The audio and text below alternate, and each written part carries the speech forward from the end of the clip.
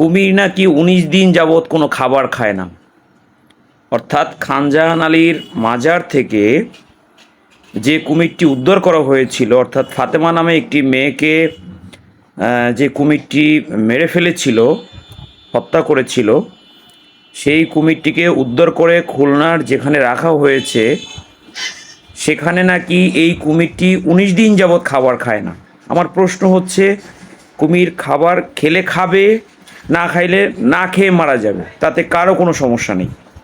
অনেক প্রেমীরা আছেন যারা খুবই বড় বড় কথা বলেন, যারা খুবই অন্যভাবে দেখেন। ভাই, আপনার নিজের জীবনের থেকে আপনার কুমিরের দাম কি অনেক বেশি মনে করেন আপনি? আপনার মেয়েকে যদি খেয়ে ফেলতো, আপনাকে যদি খেয়ে ফেলতো, আপনার মেয়েকে যদি মেরে ফেলতো, তখন কিন্তু আপনি এই প্রেম এগুলো কিছু দেখাইতে পারতেন না। খেয়েছে তো অন্যজনের মেয়েকে, যার জন্য আপনার ভিতরে অনেক প্রেম, অনেক ভালোবাসা। এখন আপনারা কি বুঝাতে চাচ্ছেন যে কুমির কোনো খাবার খাচ্ছে না, এই কুমির আবার সেখানে আমরা নিয়ে আসব, মাজারের পুকুরে কুমির ছাড়ব, সেখানে মানুষ মরলেও কিছু আসে যায় না, এবং যারা এটা দিয়ে ধর্ম ব্যবসা করে, মাজারের নামে চাঁদা তুলে হাঁস, মুরগি, ছাগল বিভিন্ন জায়গা থেকে সংগ্রহ করে কুমিরের নামে নিজেরা ভক্ষণ করে, এটা আপনারা ভোগ করবেন? এই চালাকি শুরু করেছেন। এই জন্য বিভিন্ন লিঙ্ক, বিভিন্ন নিউজ, বিভিন্ন পত্রিকা, বিভিন্ন কিছু শুরু করছেন। কখনো সম্ভব না ভাই। আপনারা এই অসততা থেকে, এই অসৎ উপায় থেকে, অসৎ পথ থেকে সত্যের পথে চলে আসুন। প্রাণীর জায়গায় থাকবে, বাঘের জায়গায় থাকবে, হরিণের জায়গায় থাকবে। একটা কুমির একটি পুকুরে আটকিয়ে রাখার মতো পালার কোনো বিষয় নয়।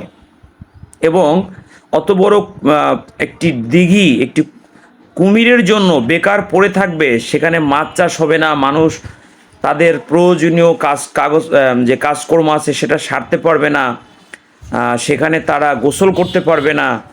হ্যাঁ, এটা তো হতে পারে না।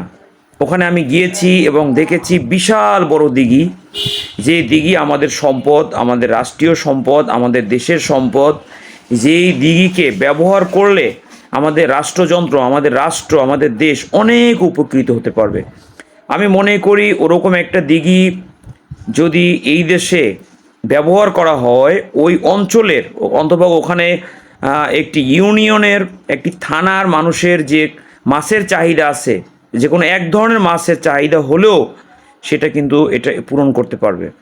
কিন্তু আপনারা শুধু ব্যবসা করবেন, ব্যবসার কথা চিন্তা করবেন, কুমিরের দোহাই দিয়ে বিভিন্ন অজুহাত দিবেন, কুমির খাচ্ছে না খাচ্ছে। ভাই, মানুষ নিয়ে ভাবেন। মানুষের জন্য সব কিছু সৃষ্টি করা হয়েছে। সেই মানুষ যদি জীবিত না থাকতে পারে, মানুষ যদি নিরাপদে না থাকতে পারে, আপনারা কুমির এবং কুকুর দিয়ে কি করবেন ভাই? আপনি বলেন। তাহলে সারা পৃথিবীতে কুমির থাক, কুকুর থাক, আপনার থাকার দরকার নাই? তা কিন্তু আপনি মানবেন না। এই জন্য ভাই সাবধান এই ধরনের প্রচারণা থেকে, এই আবেগী বার্তা দিয়ে জাতিকে কোনো অবস্থাতেই ভুল ভ্রান্ত পথে নেবেন না। কুমির খাবার খেলে খাবে, না খাইলে না খাবে, সে যা ইচ্ছা তাই করবে। আপনারা প্রয়োজনে সেই কুমিরকে সুন্দরবনে নিয়ে ছেড়ে দেন, সেখানে তার প্রকৃতির সাথে সে মিশে যাবে, এবং তার যারা এই অন্য জাতের কুমির আছে তাদের সাথে একটা সময় মিশে সে স্বাভাবিক জীবনযাপন করবে। সবাইকে অসংখ্য ধন্যবাদ।